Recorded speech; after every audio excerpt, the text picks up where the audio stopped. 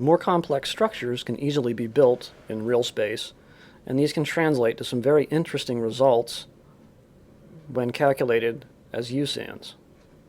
From the macros menu, there are many examples, and if we choose one of the 3D examples, that is putting cylinders on a hexagonal grid with the cylinders pointing along the x-axis, we can make some large cylinders with a radius of 6,000 angstroms, 40,000 angstroms long, with a center-to-center spacing of 16,000 angstroms. If we let it fill these cylinders into the matrix, there'll be 56 cylinders and a total volume fraction of about 12%. So it's a fairly dense system. They're on a hexagonal grid and don't occupy the entire volume. If we do the isotropic scattering, that would be as if we had a crystalline sample like this and essentially a powder pattern. This is what this would turn out to be. And what the graph shows is then the upper curve is if you had pinhole scattering, and the powder pattern, and these would be the regular hexagonal peaks.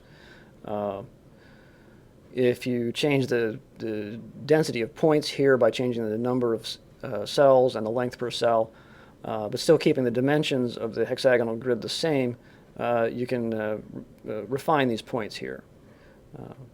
But if you measure this in terms of USANS, the peak positions don't change in the powder pattern, but they are severely smeared out. And what you can see is in the detector plane, you see the familiar hexagonal pattern. If we zoom in on this,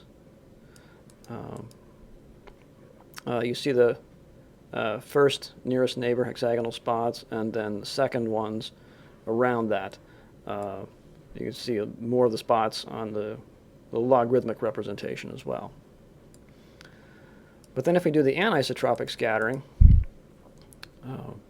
you will see something quite different, because instead of isotropically averaging all of the nearest neighbor distances, what you'll be getting on the two-dimensional detector plane is the same thing, but what you'll get is a first peak that is at a lower Q value than your first nearest neighbor distance in the hexagonal lattice.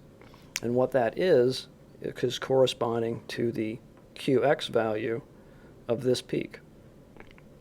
The second peak, which occurs at the same location as in the isotropic case, is this second peak out here, which is at the first nearest neighbor distance. And then there are also additional peaks here and beyond that occur at positions that don't appear to be a traditional hexagonal phase. And that's simply a function of what USANS sees. And additionally, if you were then to take this matrix and reorient it, and if we rotate, in this case, say 30 degrees around the x-axis, again, this will take a few seconds to do this, but if we rotate this and change the orientation, the isotropic case won't change, but again, we'll see a change in the spacing of the anisotropic case.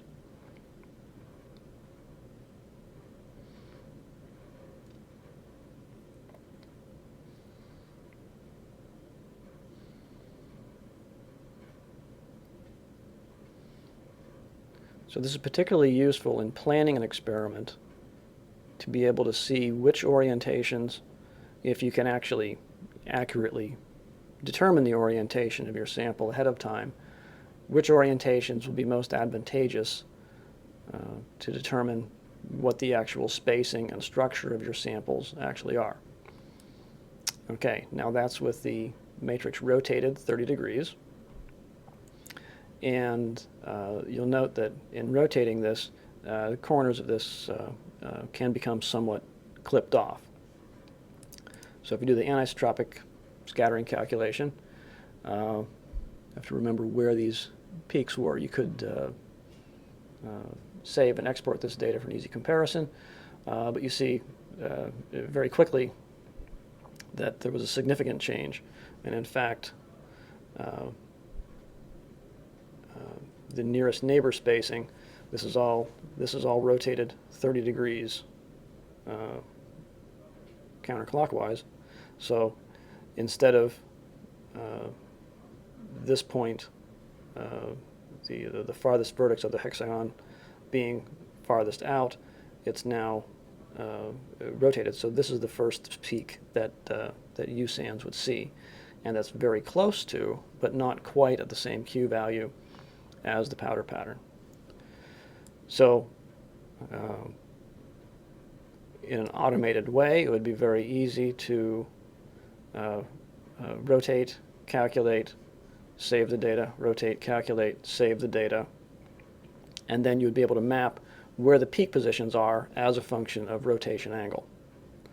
And then in this way, if you had a pattern like a sample like this for a USANS experiment, you would be able to predict where the peaks would be and what the best experiments and best Q values to hit during a USANS experiment would actually be.